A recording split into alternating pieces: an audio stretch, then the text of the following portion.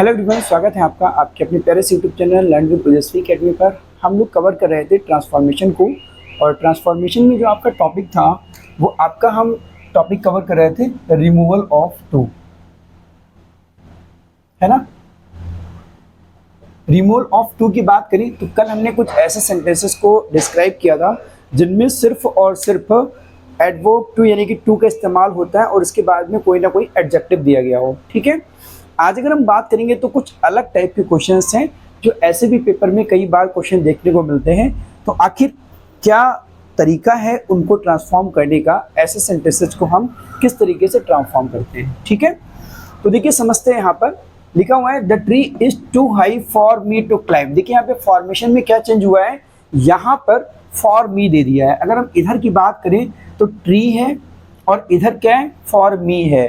अब इसका मतलब समझ लीजिएगा, ये क्या कह रहा है, the tree is too high. इसका मतलब हो गया कि पेड़ जो है ना वो अत्यधिक ऊंचा है, मतलब उसकी ऊंचाई जो है वो क्या है, मोर देन रिक्वायर्ड है, जरूरत से ज्यादा है।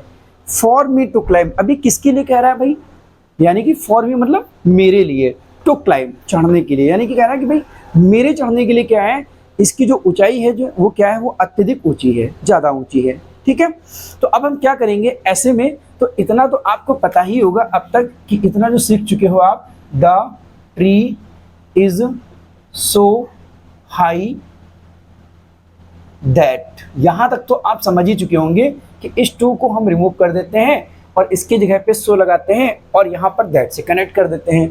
अब हमें इसको कैसे करेंगे, तो देखिए इसके लिए आपको क्या है, तो आप ध्यान रखिएगा फॉर मी जो होता है जब हम ट्रांसफॉर्म करेंगे तो ये कन्वर्ट हो जाएगा आई में। अगर फॉर अस है तो ये कन्वर्ट हो जाएगा वी में।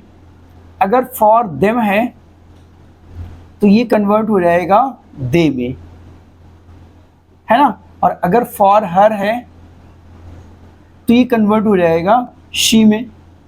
ठीक है, और अगर फॉर हिम है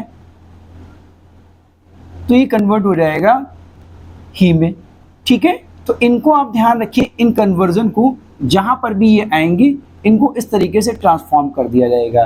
ठीक है, और इसके साथ में अगर प्रेजेंट यूज किया गया है, प्रेजेंट यूज किया गया है टेंस, तो वहां पर कैन नॉट का यूज कर दिया जाएगा, और अगर पास्ट का यूज किया गया है तो वहां पर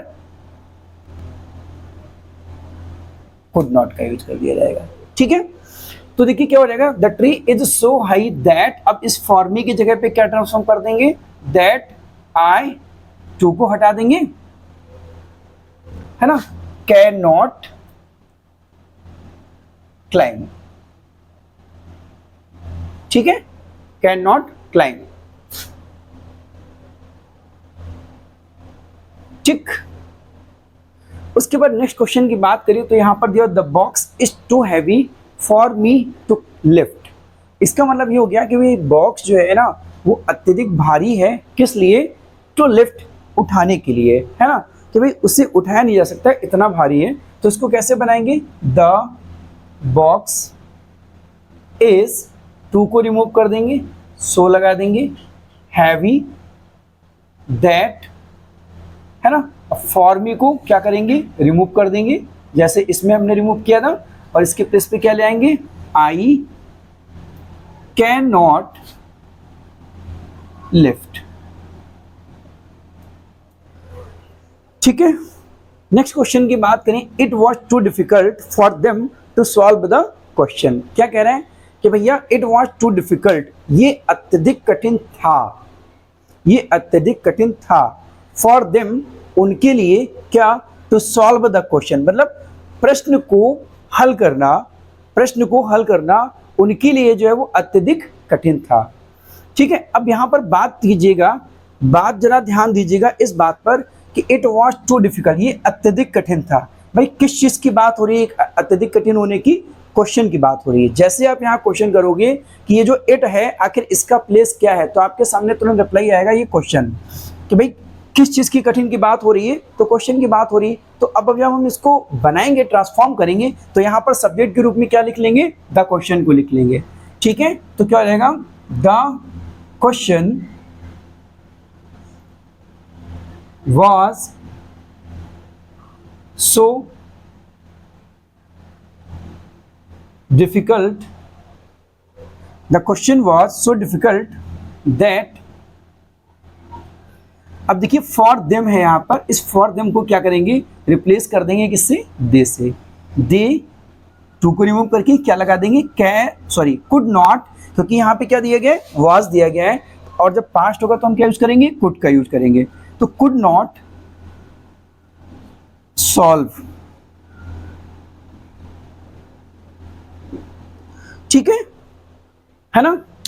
the question was so difficult, question इतना कठिन था कि उसे जो है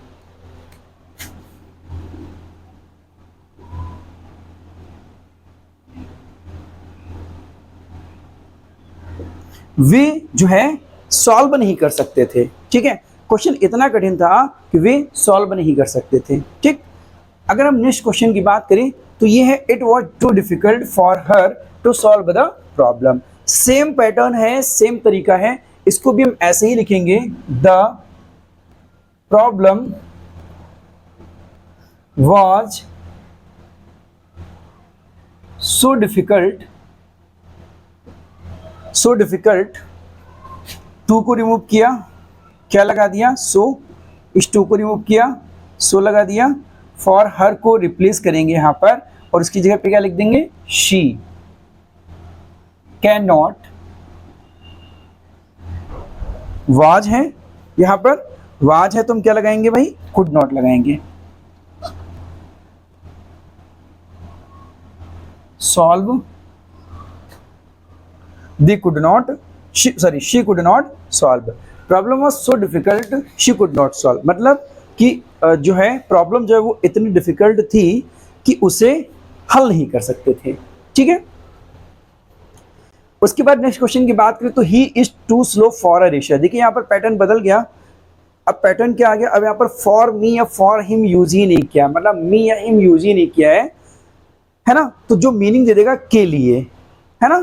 तो क्या कह रहा है भाई, ही इज टू स्लो, वो अत्यधिक स्लो है, स्लो मतलब हो जाएगा धीमा, फॉर अ रेसर, किसके लिए, रेसर के लिए, रेसर के लिए मतलब रेसर बनने के लिए, यानी एक रेसर बनने के लिए, एक धावक बनने के लिए वो क्या है, अत्यधिक स्लो है। अब अगर अत्यधिक स्लो है तो वो रेसर कैसे बनेगा, तो इसका मतलब निगेटिव मीनिंग दे रहा है हमें, है ना। तो इसको बनाएंगे कैसे भाई, इसको आप सीधा सीधा बना दोगे कि he is so slow that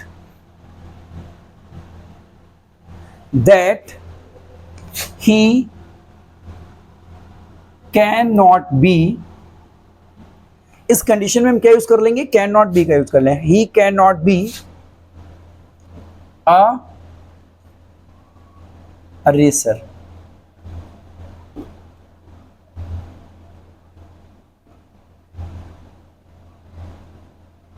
ठीक है।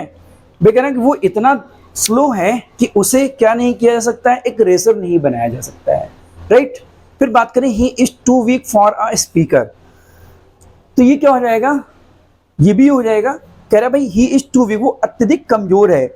यहां पर जो कमजोर का मीनिंग है वो किससे है, उसकी एबिलिटी से है, उसकी योग्यता से है। क्या बनने के लिए, फॉर अ स्पीकर, मतलब एक स्पीकर बनने के लिए वो क्या है, बहुत ज्यादा वीक है। तो हम कह सकते हैं यहां पर ही इज, टू को रिमूव कर देंगे, है ना, तो क्या हो जाएगा, सो वीक दैट, है ना। अब किसकी बात हो रही है, उसकी बात हो रही है, जो पर्सन है, जैसे यहां पर पर्सन की बात हुई थी तो वही पर्सन यहां पर लिख लेंगे, पर यहां पर क्या था, वो पर्सन नहीं था। Weak that he can not be a speaker, कि भाई वो इतना कमजोर है कि वो, उसे क्या नहीं बनाया जा सकता, उसे एक स्पीकर नहीं बनाया जा सकता है, ठीक है।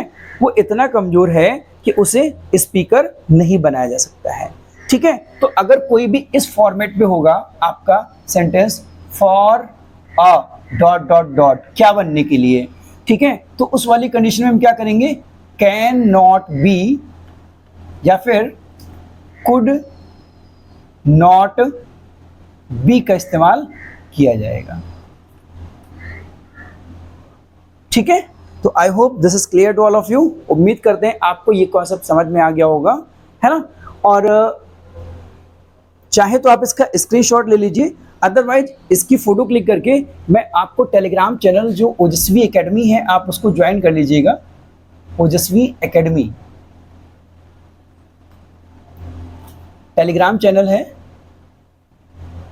ठीक है, जिसका यूज हम लोग प्रैक्टिस के लिए करते हैं। वहां पर आपको इसकी पीडीएफ या फिर इसकी पिक आपको मिल जाएगी, तो आप वहां से भी इसको नोट कर सकते हैं, ठीक है।